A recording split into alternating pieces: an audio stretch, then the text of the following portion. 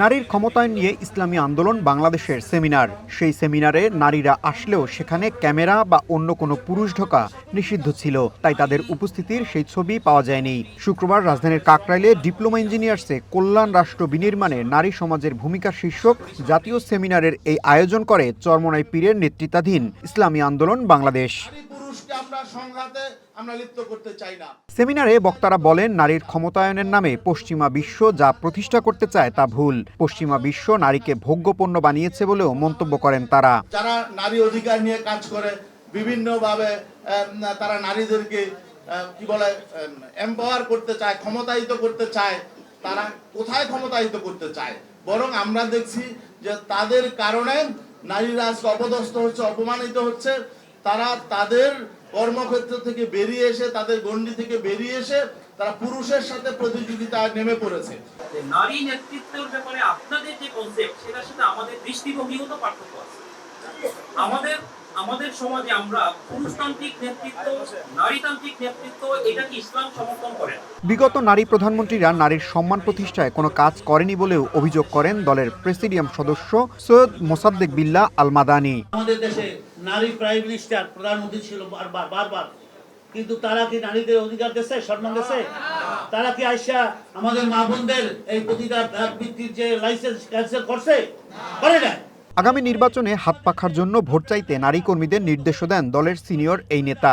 আপনারা ইসলামী আন্দোলন হাত পাখার পক্ষে আপনারা আওয়াজ করে আগামী দিনে এই বাংলাদেশে, আগামী নির্বাচনে এই বাংলাদেশে আমরা নারী পুরুষ কাঁধে কাঁধ মিলিয়ে ইসলামের জন্য, ইসলামী শাসনের জন্য আমরা কাজ করবো ইনশাআল্লাহ। সেমিনারে ইসলামী আন্দোলনের আমির সৈয়দ রেজাউল করিম বলেন, গত 15 বছর ইসলামী আন্দোলন আওয়ামী লীগকে হাত পাখা দিয়ে বাতাস করেছে, এমন অপপ্রচার চালানো হচ্ছে যা আগামী নির্বাচনে দলটিকে ঘায়েল করতে রাজনৈতিক কৌশল হিসেবে দেখছেন তিনি। ইসলামী আন্দোলনের ব্যাপারে বর্তমানে তারা কিন্তু মিথ্যা বিভিন্ন অপপ্রচার চালায় যে আমরা নাকি 15 বছর আওয়ামী লীগকে হাত পাখা দিয়ে বাতাস করেছি। এই দিনটাকে যেরকম রাত্র বানায়, যদি জিজ্ঞেস করা হয় এই কথা আমাদের কেন বলা হয়, আমরা তাদের সহযোগিতা কিভাবে করলাম? বলে আপনারা 14 সালে জাতীয় নির্বাচনে গেছেন না? তারা ভালো করেই তো জানে যে 14 সালে জাতীয় নির্বাচনে আমরা যাই নাই। তারপর তাদের ধারাবাহিক সব নেতারা এক ধারসে এই মিথ্যা কথাগুলো বলছে। দলটির আমির বলেন, চরমোনাই ইউনিয়ন পরিষদ নির্বাচনে স্বামী তার স্ত্রীর আঙুল কেটে ফেলার পরও ইসলামের পক্ষে থেকে সেই নারীসহ অন্যরা ইসলামী আন্দোলনকে ভোট দিয়েছে।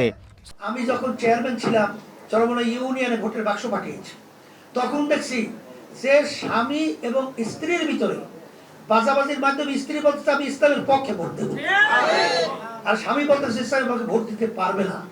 এক পর্যায়ে ঝগড়া করে স্বামী এমন খবিস, এত বড় দুষ্ট, ও ছুরি দিয়ে কোপ দিয়ে সেই মহিলার আঙ্গুল পর্যন্ত কেটে ফেলছিল।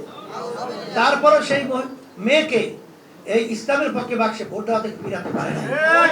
আমরা দেখেছি বাংলাদেশের মধ্যে আসলে বাস্তবতা, যখন আমরা বাক্স পাঠাই নির্বাচনে, তখন কিন্তু বেশিরভাগ ভোট আমার মা বোনের ইসলামের পক্ষে। ফিলিস্তিনগামী মানবিক সহায়তাকারী নৌবহরে হামলা ও জিম্মির ঘটনায় দলের পক্ষ থেকে নিন্দা জানান চরমোনাই পীর। আমার ভাইদের, মা বোনদের মুখ থেকে খাবার কেড়ে নেওয়ার জন্য তাদের জাহাজকে আটকে দেওয়া হলো, এর আমরা তীব্র নিন্দা জানাচ্ছি। ইশতিয়াক ইমন, ওয়ান নিউজ, ঢাকা।